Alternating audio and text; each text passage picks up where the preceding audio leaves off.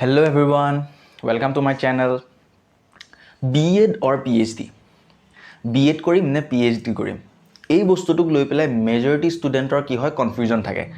Graduate ষ্টুডেণ্টবিলাকৰ আৰু post graduate student দুয়োটা প্ৰকাৰৰ ষ্টুডেণ্টৰ কি হয় B.Ed বা P.hd লৈ পেলাই বহুত বেছি কনফিউজন হয় যে কোনটো মই চুজ কৰিম। সো এই ভিডিওটোত কমপ্লিট ডিসকাশন কৰা যাব যে B.Ed কোনটো সাইডে কৰিলে ভাল হয় বা P.hd কৰিলে কি ভাল হয়, তাৰ চ্যালেঞ্জেছখিনি কি হয়, ভাল বা বেয়া প্ৰ'জ এণ্ড কনছ। সো গোটেই বস্তুবিলাক আমি ডিসকাস কৰিম আৰু দুই সাইডৰ পৰা ডিসকাস কৰিবলৈ চাম, বোথ সাইডৰ পৰা আমি চাম বস্তুবিলাক যে কি হয় কি নহয়। আৰু ষ্টুডেণ্টৰ কাৰণে বহুত বেছি ভ্যালুয়েবল হ'ব এই ভিডিওটো, যিবিলাক ষ্টুডেণ্টে গ্ৰেজুৱেশ্যন বা পোষ্ট গ্ৰেজুৱেশ্যন কমপ্লিট কৰিছে। ওকে, সো এটা কথাটো হ'ল কি এই প্ৰবলেমটো ময়ো ফেচ কৰিছিলোঁ, মোৰ লগতো মই ৰিলেট কৰিব পাৰোঁ, সেইকাৰণে মই এই ভিডিওটো বনাইছোঁ। গতিকে B.Ed বা P.hd কমপ্লিট ভিডিওটো চাই যাব, ইয়াত কমপ্লিট ক্লেৰিটি দিয়া যাব যে কেনেকৈ কোনটো চুজ কৰিলে নিজৰ কাৰণে সুইটেবল হ'ব, ভালদৰে ক্লিয়াৰলি ইয়াত বুজা যাব। গতিকে কমপ্লিট ভিডিওটো সকলোৱে চাই যাব। এতিয়া B.Ed বা P.hd কৰোঁতে চাব লাগিব যে B.Edটো কি হয় একচুৱেলি, P.hd কি হয় আৰু ইয়াৰ টাইমবিলাক। ওকে, সো B.Ed যিটো কোৰ্চ হয়, B.Edটো কি হয়, B.Ed মানে হৈছে বেচেলৰ ইন এডুকেশ্যন। সো ই এনেকুৱা এটা ডিগ্ৰী যিটো ডিগ্ৰী লোৱাৰ পাছত ষ্টুডেণ্ট এটা এলিজিবল হয় as a teacher in school level. স্কুলত কি হয়, লোৱাৰ প্ৰাইমেৰী আছে, আপাৰ প্ৰাইমেৰী আছে and up to higher secondary আছে। ছেকেণ্ডেৰী ষ্টেজলৈকে কমপ্লিট স্কুল ষ্টেজটো কি হয়, হাই স্কুলৰলৈকে টিচাৰ হিচাপে, শিক্ষক হিচাপে পঢ়াবৰ কাৰণে B.Ed ডিগ্ৰীটো কম্পালচৰি হয়। So bachelor in education is for teachers. So ষ্টুডেণ্টক টিচাৰ হিচাপে ট্ৰেইন কৰা যায় স্কুল লেভেলত পঢ়াবৰ কাৰণে। গতিকে আমি টিচিং জব পাবৰ কাৰণে B.Ed ডিগ্ৰীটো মেণ্ডেটৰী হয়। গতিকে যিবিলাক ষ্টুডেণ্টৰ B.Ed কৰিব মন আছে তাৰ কাৰণে মিনিমাম যিখিনি কোৱালিফিকেশ্যন হয় সেইটো হৈছে গ্ৰেজুৱেশ্যনটো কমপ্লিট হ'বই লাগিব। আৰু গ্ৰেজুৱেশ্যন যিকোনো ডিচিপ্লিন হ'ব পাৰে, BA, BSc, BCom, যোনে যি ছাবজেক্ট কৰি আছে ৰিলেট কৰি ল'ব। গতিকে BA, BCom, BSc যিকোনো ষ্টুডেণ্টে কমপ্লিট কৰাৰ পাছত ষ্টুডেণ্টটোৱে B.Ed ডিগ্ৰী এপ্লাই কৰিব পাৰিব বা B.Ed যিটো কোৰ্চ হয় সেইটো কৰিব পাৰিব। এতিয়া B.Ed যিটো কোৰ্চ হয় সেইটো 2 years ডিউৰেশ্যন হয়, য'ত 2 years লাগে। So after graduation 3 years, then 2 years of B.Ed। সেইটো কৰাৰ পিছত কি হয়, ষ্টুডেণ্ট এটা স্কুল লেভেলত টিচাৰৰ কাৰণে এপ্লাই কৰিব পাৰিব ফৰ পোষ্ট। ওকে, সো এতিয়া কথাটো হ'ল জব অৰিয়েণ্টেড কোৰ্চ হয়, সেইটো প্ৰফেশ্যনেল কোৰ্চ হয়। গতিকে সেইটো 2 বছৰ লাগে কোৰ্চটো কমপ্লিট কৰা, আৰু সেই 2 বছৰ কমপ্লিট কৰাৰ পাছত ষ্টুডেণ্ট এটাই এটা চেণ্ট্ৰেল লেভেল এক্সাম পাতে, যিটো হৈছে C.TET বুলি কয়, চেণ্ট্ৰেল টেট। যিটো ক্লিয়াৰ কৰাৰ পাছত যদি সেই পৰীক্ষাটো কোৱালিফাই কৰিছে ষ্টুডেণ্টটোৱে, দেন সেই ষ্টুডেণ্টটো টিচিং জবৰ কাৰণে এলিজিবল হৈ গ'ল। তাত এপ্লাই কৰিলে ষ্টুডেণ্টটোৱে পাব। আৰু বেলেগ বেলেগ এণ্ট্ৰেঞ্চ এক্সাম আছে, মেইনলি যিটো C.TET হয় সেইটো চেণ্ট্ৰেল টেট হয়, কোৱালিফাইং এক্সাম। দেন ষ্টেট লেভেলৰ স্কুলছবিলাকতো এটা টেট আছে যিটো হৈছে state level TET. Okay, so সেইটো এতিয়ালৈকে আমাৰ বিশেষকৈ অসমৰ ক্ষেত্ৰত যদি চাব যায়, অসমত এতিয়া যিটো ষ্টেট লেভেল টেট হয় সেইটো পতা নাই। এতিয়া কাৰেণ্টলি আমাৰ চেণ্ট্ৰেল টেটটোৰ বেচিছতে কোৱালিফিকেশ্যনটো দি থোৱা আছে যে কোৱালিফাই C.TET কৰাৰ পাছত এলিজিবল হৈ যাব জবৰ কাৰণে। বাট এতিয়া ৰিক্ৰুইটমেণ্ট এক্সাম এটা নতুনকৈ দিছে পলিচি হিচাপে, যিটো টিচাৰ ৰিক্ৰুইটমেণ্ট এক্সাম হয়, যিটো এক্সাম ক্লিয়াৰ কৰাৰ পাছতহে আফটাৰ কমপ্লিটিং B.Ed যিটো ৰিক্ৰুইটমেণ্ট এক্সাম পাতিব, সেই এক্সামটো ক্লিয়াৰ কৰাৰ পাছত ষ্টুডেণ্ট এটাই জবৰ কাৰণে ডাইৰেক্টলি এলিজিবল হ'ব, অৰ ইন দ্য চেন্স জবৰ কাৰণে ডাইৰেক্টলি এপ্লাই কৰিব পাৰিব। এতিয়া কথাটো হ'ল কি, এইকেইটা হৈছে পাৰ্টিকুলাৰ এণ্ট্ৰেঞ্চ এক্সাম। এটা হৈছে চেণ্ট্ৰেল টেটৰ কাৰণে, এটা ষ্টেট লেভেলৰ টেট পাতে, যিটো এতিয়া ৰিপ্লেচ কৰি পেলাই কি কৰিছে, এটা টিচাৰ যিটো জব হয় তাৰ কাৰণে এটা ৰিক্ৰুইটমেণ্ট এক্সাম পাতিব গভৰ্ণমেণ্টে, স্পেচিফিকেলি অসমত এতিয়া। গতিকে সেই এণ্ট্ৰেঞ্চ এক্সামটো ক্ৰেক কৰিলে ষ্টুডেণ্ট এটাই জব পাই যাব, টিচিং জব পাই যাব স্কুল লেভেলত। অ'কে, সো এইটো হৈছে B.Ed ডিগ্ৰী। অ'কে, সো ইয়াৰ ভিতৰতো আৰু কিছুমান এণ্ট্ৰেঞ্চ আছে, সেইবিলাক মই পিছৰ ভিডিঅ'বিলাকত ক্লিয়াৰলি বুজাই যাম, য'ত আমাৰ স্পেচিফিকেলি KV, নৱোদয় যিবিলাক চেণ্ট্ৰেল স্কুলছ হয়, সেই চেণ্ট্ৰেল স্কুলছত পাবৰ কাৰণেও এটা এণ্ট্ৰেঞ্চ এক্সাম পাতে। অ'কে, সো চেণ্ট্ৰেল স্কুলত পাবৰ কাৰণে বিভিন্ন ধৰণৰ KVS এক্সামছ আছে। সো সেই এক্সাম এণ্ট্ৰেঞ্চবিলাক মই স্পেচিফিকেলি বেলেগ এটা ভিডিঅ'ত ক্লিয়াৰলি বুজাম এণ্ট্ৰেঞ্চ এক্সাম কোনটো কি হয়। কিন্তু মেইনলি সেইকেইটা এণ্ট্ৰেঞ্চ এক্সাম হয় যিটো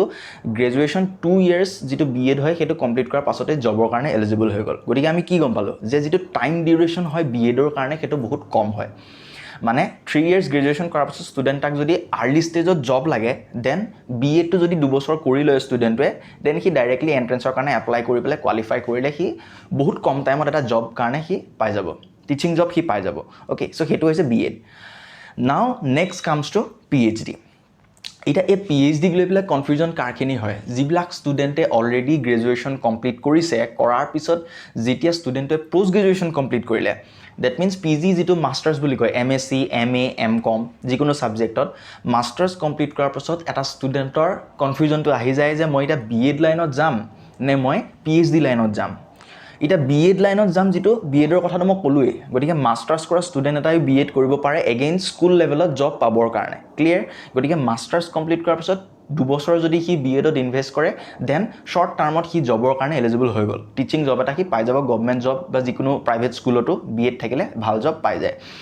কিন্তু যেটা PhDৰ কথা আহিলে PhDৰ কাৰণেও বহুত ষ্টুডেণ্টৰ কনফিউজন হয় কিয় হয় কাৰণ PhD টো কি হৈছে PhDৰ কথাটো মই এটা কৈছো সি PhD টো এটা কোৰ্স হয় যেটো হৈছে PhD means doctorate of philosophy that means এটা ষ্টুডেণ্টে এটা সাবজেক্টত যেতিয়া পোষ্ট গ্ৰেজুৱেচন স্পেশালাইজ সাবজেক্ট এটা মাষ্টাৰ্ছ কৰিলে মাষ্টাৰ্ছ কৰাৰ পাছত ষ্টুডেণ্ট এটাৰ PhDৰ কাৰণে সেই পাৰ্টিকুলাৰ টপিক বা ফিল্ডৰ ওপৰত যদি ষ্টুডেণ্টৰ ইন্টাৰেষ্ট থাকে দেন ষ্টুডেণ্টে PhD কৰিব পাৰে ফৰ ৰিচাৰ্জ আমি PhD টো কৰি কৰা যায় ৰিচাৰ্জ বেসড এটা কেৰিয়াৰ হয় যেটো ৰিচাৰ্জ কৰিব লাগে সাইন্টিফিক এটিটিউড লাগে সেই PhD কোৰ্সটো কৰিবৰ কাৰণে যত কিছুমান টপিকৰ ওপৰত ষ্টুডেণ্ট এটা লং টাৰ্মৰ কাৰণে ৰিচাৰ্জ কৰিব লাগিব ওকে সো PhD টো কাৰণে কিয় ষ্টুডেণ্টে কৰিব বিচাৰে কাৰণ PhD টো এনেকুৱা এটা কোৰ্স হয় যেটো মেইনলি ৰিচাৰ্জ লাইনত বহুত কেৰিয়াৰ অপচনছ থাকে সাইন্টিষ্টৰ হিচাপে হওক বিভিন্ন ধৰণৰ জুনিয়ৰ সাইন্টিষ্ট সিনিয়ৰ সাইন্টিষ্ট ৰিচাৰ্জাৰ হিচাপে এজন ৰিচাৰ্জাৰ হিচাপেও কৰি থাকিব পাৰে গতিকে যাৰ ৰিচাৰ্জত ইন্টাৰেষ্ট আছে সাইন্টিফিক জব বিলাক সেইবিলাকৰ কাৰণে PhD টো বহুত ইউজফুল এগেইন সাইন্টিফিক জবৰ লগতে টিচিং জবটোৰ কাৰণেও PhD জবটো এলিজিবল হয় মানে মই কি কলো যে প্ৰথম কথা ষ্টুডেণ্ট এটাৰ যদি টিচিং মাইন্ডসেট এটা আছে ষ্টুডেণ্টে পঢ়াব বিচাৰে দেন ষ্টুডেণ্টে দুটা লেভেলত পঢ়াব পাৰে এটা হৈছে লোৱাৰ লেভেল যেটো আমি কওঁ lower primary upper primary then school level then it comes to higher studies যিবিলাক হায়াৰ ইনষ্টিটিউচনত আমি বেচেলৰ বা BSc বা মাষ্টাৰ্ছৰ ষ্টুডেণ্টক পঢ়াবৰ কাৰণে ইউনিভাৰ্চিটি হওক বা ডিগ্ৰী কলেজত পঢ়াবৰ কাৰণে এজ এন এছিষ্টেণ্ট প্ৰফেছৰ যেটো টিচিং প্ৰফেছন হয় গতিকে এছিষ্টেণ্ট প্ৰফেছৰ হিচাপে টিচিং প্ৰফেছনত কোনোবাই ইন্টাৰেষ্টেড হলে সেই PhD টো ষ্টুডেণ্টৰ বেনিফিট হয় কিয় কাৰণ মাষ্টাৰ্ছ কমপ্লিট কৰাৰ পাছত যদি ষ্টুডেণ্ট এটাই PhD কমপ্লিট কৰিছে যেটো ৰিচাৰ্জ বেসড ডিগ্ৰী হয় যেটো কমপ্লিট কৰিছে তাৰ নামৰ আগত ডক্টৰেট আহে যেটো এগেইন এলিজিবল হৈ যায় হি এছিষ্টেণ্ট প্ৰফেছৰৰ কাৰণে এপ্লাই কৰিবৰ কাৰণে ক্লিয়াৰ গতিকে PhD টোৰ বেনিফিটটো হেতু টিচিং লাইনত বাকি সাইন্টিফিক লাইনত বহুত কোৰ্স আছে সাইন্টিষ্ট হক জুনিয়ৰ সাইন্টিষ্ট এইবিলাক লং কেৰিয়াৰ অপচনছ হয় সেইবিলাক মই কম লাহে লাহে এতিয়া PhD টো চুজ কৰোতে ষ্টুডেণ্টে কেনেকৈ চাব লাগে যে B.Ed হবনে PhD হ'ব এটো বহুত মেজৰ প্ৰবলেম হয় ষ্টুডেণ্টৰ কিয় হয় কাৰণ বহুতে এছিষ্টেণ্ট প্ৰফেছৰ হ'ব বিচাৰে প্ৰফেছৰ হ'ব বিচাৰে কিন্তু কোনো আইডিয়া নাই আৰু বহুতখিনি ক্ষেত্ৰত ষ্টুডেণ্টক দেখো যে PhD ত সোমাই পেলাই ষ্টুডেণ্ট এটা ফ্ৰাষ্ট্ৰেচনত ভোগে যে ক'ত সোমাই গলো ক'ত ফসি গলো পিছত ৰিয়েলাইজ কৰে যে মই এটো লাইন লবই নালাগিছিলে সো এই কনফিউজন বিলাক ফ্ৰাষ্ট্ৰেচনছ বিলাক মেজৰিটি ষ্টুডেণ্টৰ হয় সমাজত বহুতৰে হয় গতিকে হেতু এটা ক্লেৰিটি দিবৰ কাৰণে এই ভিডিওটো বনোৱা গৈছে এতিয়া PhD টো সোমোৱাৰ আগতে এটা কথা জানিব লাগিব যে PhD টো সোমোৱাৰ কাৰণটো কি হয়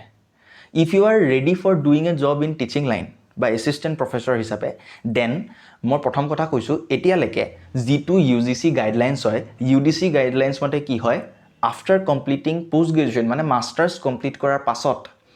ষ্টুডেণ্ট এটাই যদিহে এছিষ্টেণ্ট প্ৰফেছৰ হিচাপে whether ইউনিভাৰ্চিটি বা ডিগ্ৰী কলেজত প্ৰফেছৰশ্বিপৰ কাৰণে এপ্লাই কৰিবৰ কাৰণে এটা মিনিমাম এলিজিবিলিটি ক্ৰাইটেৰিয়া আছে মাষ্টাৰ্ছ হ'ব লাগিব লগত এটা এন্ট্ৰেন্স এক্সাম আছে যেটো হৈছে central level NET exam national eligibility test সকলোৱে জানে NET NET exam and again state লেভেলতো এটা এন্ট্ৰেন্স এক্সাম আছে যত ষ্টেট লেভেলত বিশেষকৈ অসমত যদি মই কওঁ অসমত যদি কোনোবাই চাকৰিৰ কাৰণে এপ্লাই কৰে দেন অসমত এটা ষ্টেট লেভেল এক্সাম আছে যেটো স্লেট বুলি কয় state level examination test SLET slate so সেই স্লেট দি পেলাই যদি কোৱালিফাই কৰে সেই এন্ট্ৰেন্সটো দেন সেই ষ্টুডেণ্টটো যেটো মই কৈছিলো যে এছিষ্টেণ্ট প্ৰফেছৰ হওক বা প্ৰফেছৰ হওক স্পেচিফিক্যালি এছিষ্টেণ্ট প্ৰফেছৰ হিচাপে ফাৰ্স্ট এপ্লাই কৰিবৰ কাৰণে এলিজিবল হৈ গল গতিকে মাষ্টাৰ্ছ লগত সেই এন্ট্ৰেন্সটো ক্লিয়াৰ কৰাৰ পাছত ষ্টুডেণ্টটো লেকচাৰশ্বিপৰ কাৰণে এভেইলেবল হৈ যায় হি এপ্লাই কৰিব পাৰে যিকোনো ইনষ্টিটিউচনত লৰা ছোৱালী বোথ ওকে সো এটো হৈছে মিনিমাম ক্ৰাইটেৰিয়াখিনি entrance exam plus post graduation and when it comes to PhD যদিহে ষ্টুডেণ্টে PhD কৰিছে দেন PhD কৰাৰ পাছত যদি হি কমপ্লিট কৰিলে PhD হোল্ডাৰ হৈ কমপ্লিট কৰিলে দেন এগেইন সেই ষ্টুডেণ্টে এছিষ্টেণ্ট প্ৰফেছৰ হিচাপে এপ্লাই কৰিব পাৰিব ইউনিভাৰ্চিটি বা কলেজত ওকে এটা এই যেটো PhD হয় PhD টো কমপ্লিট কৰাৰ পাছত ষ্টুডেণ্টটো কমপ্লিটলি জবৰ কাৰণে এপ্লাই কৰিব পাৰিব যত ষ্টুডেণ্টে নেট বা স্লেট নিদিলেও হ'ব কাৰেন্টলি সিস্টেম মতে নেট বা স্লেট নিদিলেও যদি ষ্টুডেণ্টে মাষ্টাৰ্ছ কৰি পেলাই PhD কমপ্লিট কৰিছে দেন ডক্টৰেট হোৱাৰ পাছতো ষ্টুডেণ্টে এপ্লাই কৰিব পাৰিব গতিকে এন্ট্ৰেন্সটো PhD কমপ্লিট কৰাৰ পাছত এন্ট্ৰেন্সটো মেন্ডেটৰী নহয় যেটো মই এন্ট্ৰেন্সৰ কথা ক'লো ক্লিয়াৰ গতিকে এইখিনি হৈছে কেৰিয়াৰ ইনফৰমেশনখিনি যে কি হয় কি নহয় বাট এটা কথাটো আহিলে যে সিলেক্ট কেনেকৈ কৰিম এটা যেটো PhD কোৰ্স হয় PhD কোৰ্সটো বহুত লং টাৰ্ম কোৰ্স হয় মানে মাস্টাৰ্স কৰাৰ পাছত ষ্টুডেন্ট এটাৰ যদি সাবজেক্টৰ ভিতৰত সোমাই ডিপলি পঢ়িব মন আছে দেন হি PhD কৰিব পাৰে যিকোনো এটা সাবজেক্টত ষ্টুডেন্টৰ যদি এটা সাবজেক্টৰ আন্ডাৰ যি বিভিন্ন ব্ৰাঞ্চ আছে সেই ব্ৰাঞ্চটো যদি ষ্টুডেন্টে ফাৰ্দাৰ ষ্টাডি কৰিব বিচাৰে ডিপলি ৰিসাৰ্চ বেস লাইনত সোমাব বিচাৰে দেন ষ্টুডেন্টে PhD এপ্লাই কৰিব পাৰে এন্ড PhD যেটো কোৰ্স হয় সেই কোৰ্সটো এটা লং ডিউৰেশন যেটো মিনিমাম PhD কমপ্লিট কৰোতে আমাৰ 4 ইয়াৰ্স যেটো মই স্ট্যান্ডাৰ্ড ধৰি থৈছো 4 ইয়াৰ্স লাগে 4 তকে 4 5 6 7 ইয়াৰ্স ষ্টুডেন্টৰ লাগে বাট মিনিমাম 4 ইয়াৰ্স ষ্টুডেন্টৱে নিজৰ লাইফটো ইনভেস্ট কৰিবই লাগিব PhD ডিগ্ৰীটো কমপ্লিট কৰোতে আৰু দ্বিতীয় কথা PhD এনেকুৱা ডিগ্ৰী নহয় যে আমি মাস্টাৰ্স যেনেকৈ 2 বছৰ কমপ্লিট কৰিলো 2 বছৰ সাৰ্টিফিকেট পাই গলো PhD তেনেকুৱা ডিগ্ৰী নহয় PhD এটা সাইন্টিফিক টাইপৰ যেটো ৰিসাৰ্চ বেসড কেৰিয়াৰ য'ত আপুনি নিজকে ডেডিকেট কৰিব পাৰিব লাগিব ৰিসাৰ্চত যদিহে আপুনি পাৰফৰম্যান্স নিজৰ ভাল হয় দেন কম টাইমত PhD কৰিব পাৰিব 4 ইয়াৰ্স হ'ব পাৰে নিজৰ পাৰফৰম্যান্সৰ ওপৰত কথা 5 ইয়াৰ্স হ'ব পাৰে 6 ইয়াৰ্সত আপুনি ওলাই আহে গতিকে আপুনি দেখিছে লং ডিউৰেশন লাগিব PhD কমপ্লিট কৰাটো ইমান সহজ কথা নহয় যেটো নৰমাল ডিগ্ৰীৰ নিচিনা নহয় তাত আপোনাক এজন গাইড থাকিব অনলি যিজনে আপোনাক সুপাৰভাইজ কৰিব গাইড কৰিব কোনটো ডাইৰেকশনত গলে কি হয় কি নহয় বাট আলটিমেটলি আপুনি নিজে সেলফ ষ্টাডি কৰি পাবলিকেশনস আৰ্টিকলস নিজে ডিসকভাৰ কৰি পঢ়ি নিজৰ টপিকৰ আন্ডাৰত আপুনি ৰিসাৰ্চ কৰিব লাগিব এটা পাৰ্টিকুলাৰ টপিক দিয়া যাব যেটো টপিকত আপোনাৰ যদি ইন্টাৰেষ্ট আছে দেন আপুনি সেই টপিকটোক লং টাৰ্মৰ কাৰণে ৰিসাৰ্চ কৰিব পাৰে then after the completion of this course আপুনি যেতিয়া কিছুমান পাবলিকেশনস আপুনি পাবলিশ কৰিলে আৰ্টিকলস হ'ব পাৰে যিকোনো ৰিসাৰ্চ পেপাৰ আপুনি যেতিয়া পাবলিশ কৰিব ওয়েবসাইটস বিলাকত জাৰ্নেল বিলাকত দেন আপুনি PhD degree after the time thesis submit কৰাৰ পিছত আপুনি কমপ্লিট কৰিব পাৰিব but it's not a easy job PhD complete কৰিবৰ কাৰণে প্ৰথম কথা ষ্টুডেন্টৰ ইন্টাৰেষ্ট থাকিব লাগিব সাবজেক্টত এনেকুৱা নহয় যে মই ইনে সাবজেক্ট এটা টপিক এটা চুজ কৰিলো মই PhD টো কৰি লৈছো হৈ যাব সাৰ্টিফিকেটখন পাই যাম হৈ যাব এনেকুৱা নহয় তাত বহুতখিনি প্ৰবলেমছ আছে কি চ্যালেঞ্জেস আছে হেতু কথা কৈছো যেতিয়া আপুনি B.Ed বা PhD চুজ কৰিব তাত এটা বস্তু চাব লাগিব যে B.Ed টো শৰ্ট টাৰ্মত হয় যদি আপোনাক সোনকালে টিচিং লাইনত জব লাগে দেন B.Ed টো শৰ্ট টাৰ্ম হয় 2 বছৰ কৰিলে কৰাৰ পিছত এন্ট্ৰেন্স এক্সাম ক্লিয়াৰ কৰাৰ পিছত আপুনি টিচিং লাইনত যাব পাৰিব বাট PhD টো তেনেকুৱা নহয় PhD টোৰ কাৰণে 4 বছৰ 5 বছৰ আপুনি ইনভেস্ট কৰিব লাগিব আৰু এই 4 বছৰ 5 বছৰ সময়ত আপোনাৰ নিজৰ লগৰ লৰা ছোৱালী নিজৰ সমবয়সীয়া বা ফ্ৰেন্ড সাৰ্কেল বিলাক আপুনি দেখিব যে সাইডত কোনোবাই চাকৰি পাইছে কোনোবাই বিজনেস কৰিছে কোনোবা সাকসেসফুল হৈছে সো উইদিন 4 ইয়াৰ্স আপোনাৰ সাইডৰ এনভায়ৰনমেন্ট বিলাক বহুত ৰেপিডলি চেঞ্জ হৈ যাব আপোনাৰ ওচৰৰ কোনোবাই চাকৰি পাব গটিকে সেই 4 ইয়াৰ্সত আপুনি দেখি থাকিব যে আপোনাৰ লগৰ কোনোবাই আগবাঢ়ি গৈছে সাকসিড হৈছে নিজৰ লাইফত ইজিলি চাকৰি পাইছে বহুত সোনকালে পাইছে কিন্তু আপুনি 4 ইয়াৰ্স 5 ইয়াৰ্স ইনভেস্ট কৰি আছে এটা পাৰ্টিকুলাৰ ৰিসাৰ্চত গটিকে আপুনি ডেডিকেটেড হয় নে নহয় ইমান লং টাৰ্মত ইনভেস্ট কৰিবলৈ এটা পাৰ্টিকুলাৰ লাইনত যদিহে আপোনাৰ মন নাই যে ইমান দেৰি নালাগে মোক ইমান টাইমৰ কাৰণে মোৰ মন নাই দেন ডেফিনেটলি আপুনি PhD কৰাটো জৰুৰী নহয় PhD আপুনি নকৰিলে হ'ব বিকজ পিছত গৈ ফ্ৰাষ্ট্ৰেচনত ভুগিব যদিহে আপুনি সোমাই যোৱাৰ পিছত আপোনাক ইজিলি জব লাগে সোমাই গৈছে আপোনাৰ লগৰ কোনোবাই পাইছে আপুনি ফ্ৰাষ্ট্ৰেচনত ভুগিব ৰিগ্ৰেট আহিব গতিকে ইনিশিয়ালি আপুনি প্ৰিপেয়াৰ থাকক যে আপোনাৰ হেতু সময়ত বহুতখিনি আপুনি সাইডত দেখিব যে মানুহ সাকসেসফুল হৈছে কাৰণ 4 ইয়াৰ্স 5 ইয়াৰ্স সৰু সময় নহয় গতিকে সেইখিনি দেখাৰ পাছতো যদি আপোনাৰ মনত এটো আছে যে নহয় মই ডেডিকেট কৰিব পাৰিম সাইন্টিফিক লাইনত বা সাইন্টিষ্ট লাইনত মোৰ যোৱাৰ ইন্টাৰেষ্ট আছে বা মোৰ এসিস্টেন্ট প্ৰফেসৰ এইবিলাকত ইন্টাৰেষ্ট আছে গতিকে মই PhD কৰিম লং টাৰ্মৰ কাৰণে মই ইনভেস্ট কৰিব পাৰিম কাৰণ টপিকটোত মোৰ ইন্টাৰেষ্ট আছে টপিকটোৰ ওপৰত ইন্টাৰেষ্ট থকাটো বহুত ইম্পৰ্টেন্ট যদিহে ইন্টাৰেষ্ট নাই টপিকটোৰ ওপৰত দেন আপুনি এনি টপিকটোৰ ওপৰত ৰিসাৰ্চ কৰি লাভ নাই ইমান সহজ নহয় গতিকে সাইন্টিফিক টাইপৰ জব হয় য'ত আপুনি নিজৰ ইমোশনছখিনি নিজে হ্যান্ডেল কৰিব লাগিব ষ্ট্ৰেছ নিজে মেনেজ কৰিব লাগিব আপুনি টপিকটোৰ ওপৰত ভালদৰে ষ্টাডি কৰিব লাগিব কোনো আপোনাক হেল্প কৰা মানুহ নাথাকিব অনলি গাইডে আপোনাক জাস্ট গাইড কৰিব সোৰ্স বিলাক দিব আপোনাক বাকিখিনি কমপ্লিট আপুনি নিজে কৰিব লাগিব গটিকে বহুতখিনি মেন্টাল প্ৰেছাৰ হ্যান্ডেল কৰিব লাগিব PhD কৰোতে গটিকে আপুনি যদি ৰেডি আছে 5 ইয়াৰ্স ইনভেস্ট কৰিবলৈ ফৰ বিভিন্ন জবৰ কাৰণে ৰিসাৰ্চ ফিল্ড হক সাইন্টিফিক লাইনত হক গটিকে আপুনি পাবলিকেশনস পাবলিশ কৰি লং টাৰ্মৰ পিছত আপুনি PhD কমপ্লিট কৰাৰ পিছত ডক্টৰেট আহি আপুনি ৰিসাৰ্চ লাইনত যাব বিচাৰে দেন ফাৰ্দাৰ আৰু লাইন আছে কোনোবাই যদি মন গৈছে ৰিসাৰ্চ কৰিবলৈ আৰু পোষ্টডক আছে পোষ্ট ডক্টৰেট ডিগ্ৰী আছে সেইবিলাক কৰিব পাৰে আপুনি কিন্তু গটিকে ইন্টাৰেষ্টৰ ওপৰত কথা যে ইমান লং টাৰ্মৰ কাৰণে আপুনি ইনভেস্ট কৰিব নে নাই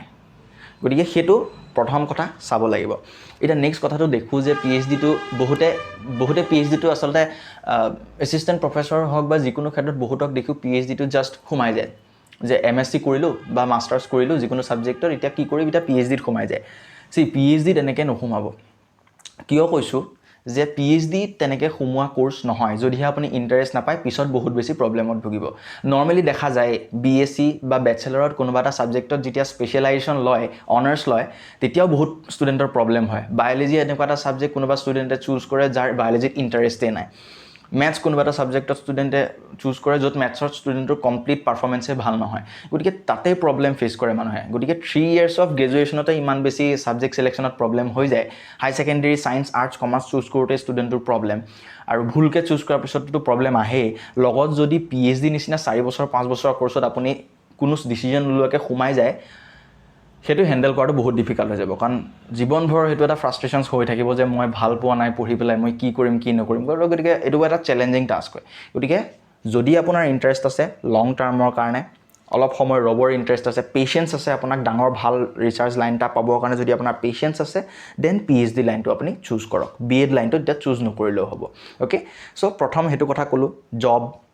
হুনকালে জব পাবৰ কাৰণে B.Ed টো এটা মোৰ ফ্ৰেন্ডলি অপচন হয় কম টাইমত আপুনি easily within 3 years of graduation 2 years masters কৰিলে 5 years লাগিলে লগত extra 2 years আপুনি B.Ed complete কৰিলে then job এটা কাৰণে apply কৰিলে so 7 to 8 years আপোনাৰ এটা career বনি যাব but PhD career to time আছে okay আপুনি average যদি উলিয়াই লয় graduation 3 years মই আগৰ স্কুল লেভেল খিনি কোৱা নাই graduation 3 years masters 2 years 5 years specially India ত কৈ আছো 3 years plus 2 years 5 years and again 2 years of B.Ed 7 years